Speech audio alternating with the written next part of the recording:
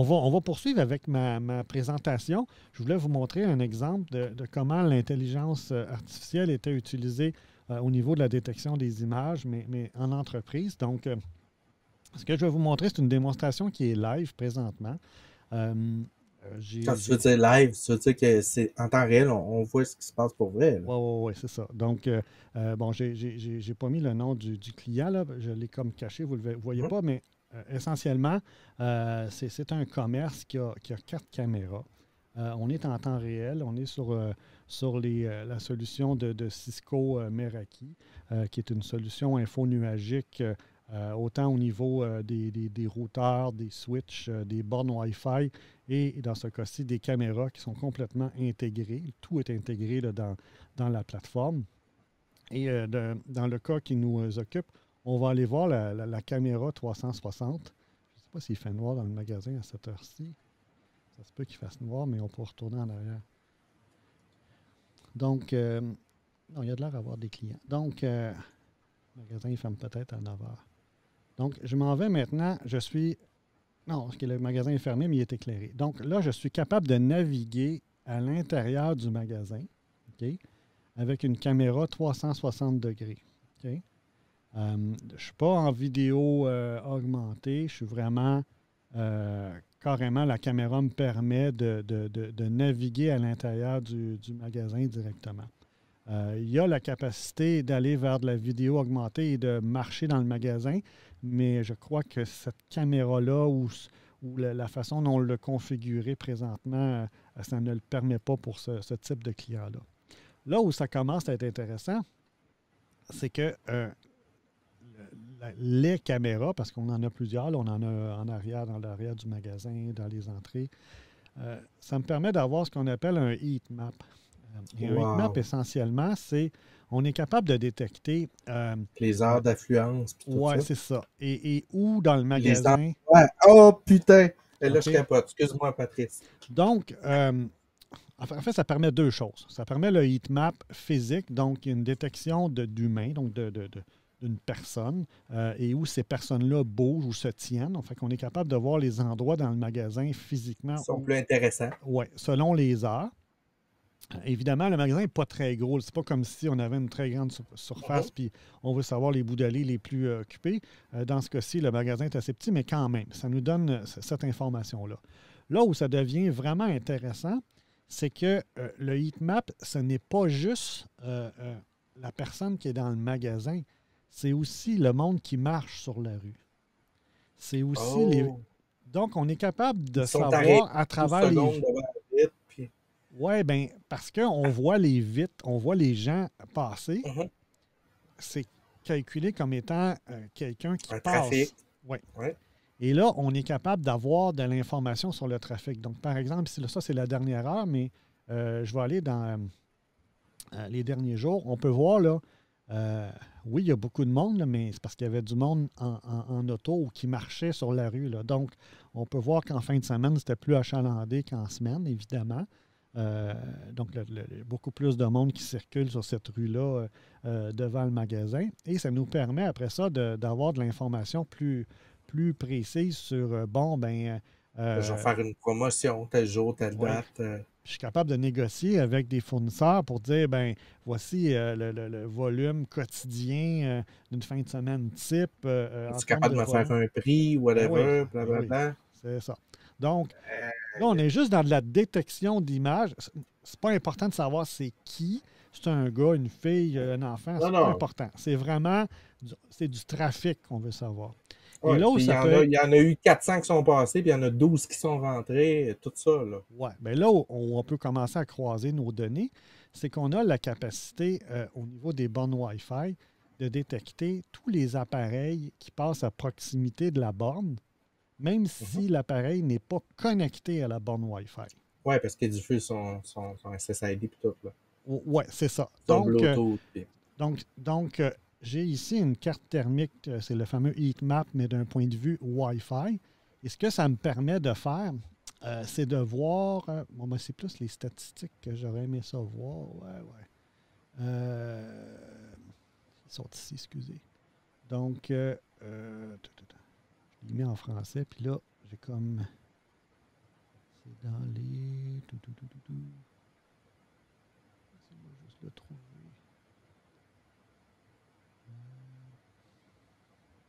Ah, ça, c'est les fréquences.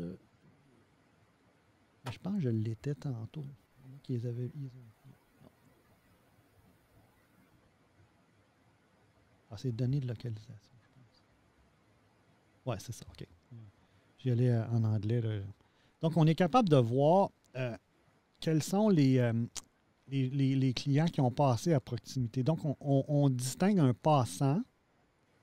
Donc, il On a est capable passé de rapidement. donner un nom ou une attribution parce qu'on ne sait pas c'est qui, mais on sait que c'est le Bluetooth 8.2C1432. Oui, c'est ça. Mais on n'a pas le détail, on n'a pas accès nécessairement au détail présentement.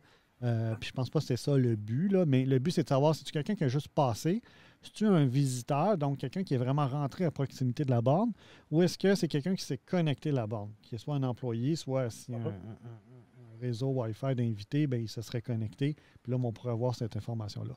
Mais là, ce qui est intéressant, c'est combien de temps ces personnes-là sont restées. Donc, on voit de 5 à 20 minutes. En moyenne, c'est 33. On peut voir la fluctuation par jour. Donc, 5 à 20 minutes, c'est qu'ils ont passé un certain temps. Et plus on monte, plus ça devient des employés ou des gens qui travaillaient peut-être à proximité. Donc, on peut les compter comme étant pas des clients. Et la fidélité, c'est est-ce que c'est la première fois qu'on le détecte ou est-ce qu'il vient régulièrement? Donc, c'est-tu un passant? Donc, on peut savoir ici, par exemple, de façon quotidienne, il y en a 86 en moyenne. C'est-à-dire qu'il y a 86 personnes qui passent devant le magasin régulièrement. Tous les jours. Donc, tous les je jours. peux les fidéliser, ces gens-là. Je pourrais potentiellement les fidéliser. Et là où on pourrait aller, parce qu'il existe des applications connexes, c'est qu'on pourrait dire à ces clients-là, OK, si vous faites un opt-in, donc si vous acceptez de vous identifier en allant sur notre réseau, en retour, nous, on va être capable peut-être de vous donner, je ne sais pas moi, 10 de rabais 3 fois par année ou 5 fois par année en tout temps sur n'importe quelle marchandise. Okay? Et là où ça devient intéressant, puis je pense que Subway l'avait fait aux États-Unis avec ce genre de technologie-là, c'est que tu allais sur le réseau d'invités, tu confirmais que oui, tu voulais peut-être avoir accès à une promotion. Donc, tu rentrais ton numéro d'SMS ou ton courriel, il confirmait que c'était bien toi, parce que c'était ça le but. Donc, de croiser soit le numéro de téléphone, soit l'adresse courriel avec le numéro d'appareil ou de broadcast du Wi-Fi. De cette façon-là, on sait est-ce que tu es venu ou non dans un restaurant ou depuis quand tu n'es pas venu. Et si tu n'es pas venu, disons, depuis 3 semaines, ben, je t'envoie une promotion. Un rabais 6 pouces à 2 $ si tu viens à l'intérieur de tel délai dans n'importe quel restaurant parce que dans le cas de Subway, ben, tous les restaurants sont en réseau. Donc, j'ai peut-être 2, 3, 4, 5 000 emplacements où je suis capable de pousser l'information aux gens. Donc, c'est là où ça peut devenir intéressant d'un point de vue d'une entreprise, sans savoir c'est qui, à la limite, j'ai de l'achalandage, j'ai du comptage, je suis capable peut-être de négocier des meilleurs prix, des promotions, du marketing, des choses avec mes fournisseurs ou avec des organismes quelconques qui me donnent de la valeur.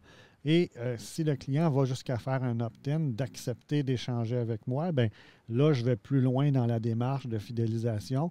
Et là, bien, je suis capable, à la limite, de le relancer ou d'interagir avec lui.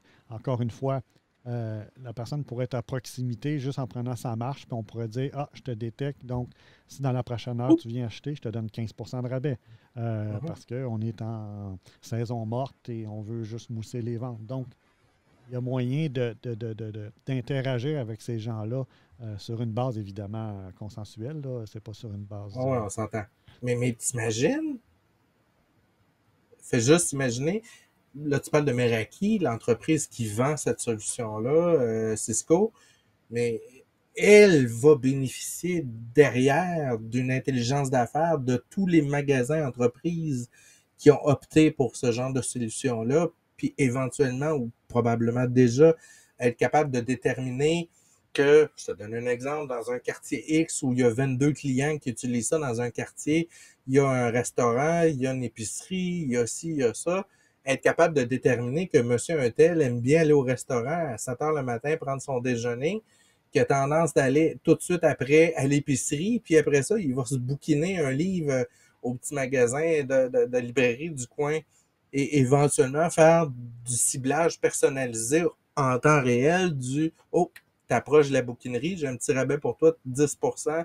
Non, non, non, c'est fou, là. Oh, c'est fou. Et là aussi, ça peut être intéressant dans une autre optique au niveau des caméras.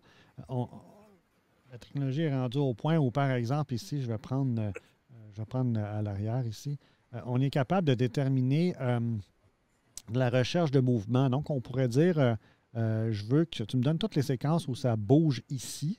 OK? Et si je vais voir, j'ai toutes les séquences.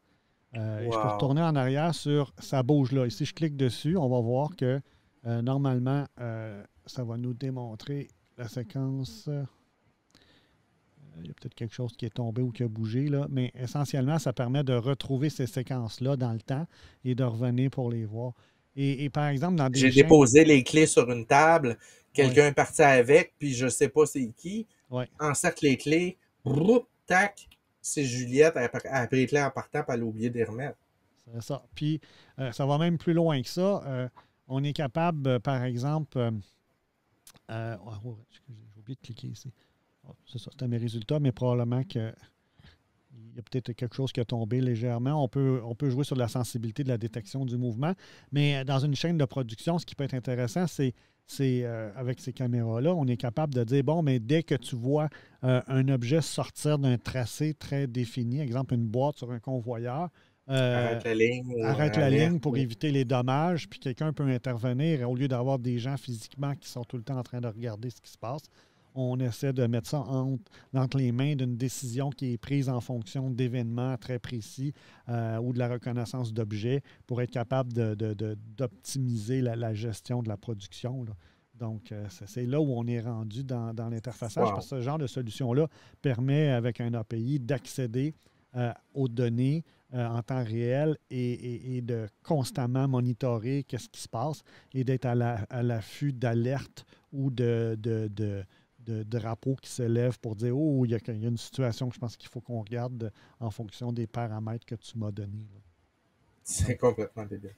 donc, c'est vraiment là qu'on est rendu en termes de détection d'images, plus au niveau des entreprises. Là, on n'est pas dans Mhm. l'identification des gens puis la traçabilité. On est plus dans des métriques pour aider encore là, à prendre des décisions, soit d'investissement, soit de donner des rabais, soit de mousser des choses. Donc, c'est vraiment des éléments d'information qui peuvent aider des entrepreneurs à prendre les meilleures décisions possibles. Évidemment, il y a un coût lié à ça. On Euh, s'entend. on s'entend. Mais tu sais, je me souviendrai toujours, j'ai un de mes clients, à un moment donné, qui m'appelle un dimanche matin. Il dit Patrice, je me suis fait défoncer. Toutes mes Macs sont partis avec toutes les Macs partout. Euh, fait que tu peux-tu m'aider? Il faut racheter des Macs. Les assurances vont payer, ils vont te payer, puis tout ça. C'est beau, c'est parfait. Fait qu'on on passe les commandes, je m'en vais sur place. Et là, les policiers sont là avec le propriétaire parce qu'il y avait des caméras. Et je pense que ça a pris 2 jours à essayer de sortir les fameuses images de l'événement.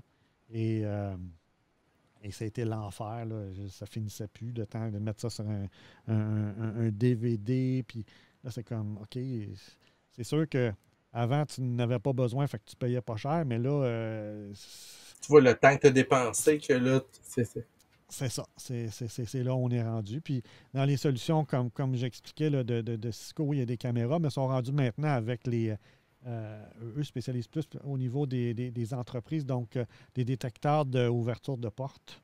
Combien de fois les portes se rouvrent, se ferment, la porte reste ouverte, elle ne devrait pas parce que c'est une salle de serveur, par exemple.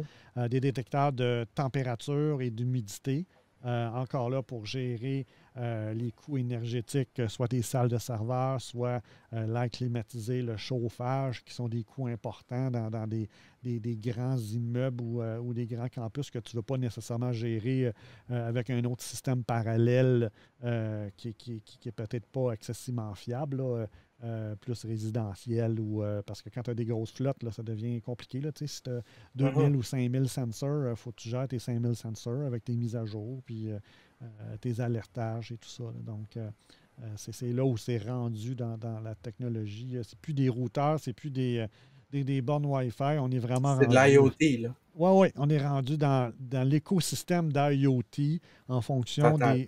des besoins, soit de domotique, soit d'entreprise de production ou de fonctionnement. Là. Donc, ça varie beaucoup d'une industrie à l'autre. Là. Donc, c'est assez fascinant comme monde, là, comme type de technologie. Puis de voir aussi, ça revient au sujet de la consommarisation des technologies, là, où on est rendu proche. Effectivement, ce genre de technologie-là, un expert avec une formation de base comme moi est capable de l'implanter, de former le client, puis de supporter le client sans avoir à mettre en place une infrastructure énorme et complexe. Donc, oui, c'est rendu quasiment de la consommarisation, mais il reste que il y a tout le temps une couche d'expertise qu'il faut Oui, ajouter. quand même. Il faut qu'elle reste là, là. C'est ça. Puis tu sais, quand c'est le temps de câbler, ben j'ai pas câblé. J'ai fait venir quelqu'un qui fait du câblage, qui l'a fait comme il faut, que c'est propre, puis c'est bien numéroté, puis on sait où nos choses s'en vont, puis on n'est pas pris si on doit faire des changements, là, à savoir, bon, ça marche-tu, ça marche pas, on teste tous les fils, puis ça prend 3 jours pour se démêler. Là. J'ai déjà vu un client de même où c'était Ouais. l'enfer. Là. C'était tellement mal numéroté. Là. J'en ai eu pour des semaines à essayer de comprendre. Là. Quel fil sert à quoi, puis les distances étaient énormes. Puis je pense qu'il avait excédé les distances maximales parce qu'on sait que Là, tu as de la perte ou ça marche plus de ou la perte de c'est signal là, whatever. Là. sur un câble Ethernet, tu as Ouais. un nombre maximal de mètres ou de pieds à respecter. Au-delà de ça, il y a de la perte de signal. Ouais. Puis ça devient instable, puis c'est dur à diagnostiquer parce que euh, c'est jamais clair. Là. Je me souviens, là, je pense que l'enjeu était là finalement. Le câble était ben trop long. Puis je ne sais pas par où il passait, là, mais ça faisait qu'on avait constamment des problèmes de déconnexion puis d'instabilité du réseau. Mais bien évidemment, il avait juste mis un câble de base et non pas la fibre optique ou quelque chose d'un peu plus puissant entre le point A et le point B d'un magasin entrepôt qui est immense. Là, tu sais. Ah, c'est ça. Mais ils ont sauvé sur les coûts lors de l'installation. Là. Ça ne coûtait pas cher passer un câble à une pièce le pied. Mais leur passer une deuxième shop, c'est pas la même chose? C'est pas la même chose, non, effectivement. Donc, je ne sais pas si tu avais d'autres sujets que tu voulais Non, aborder. moi, Là, ça a fait le tour pour ouais. ce soir.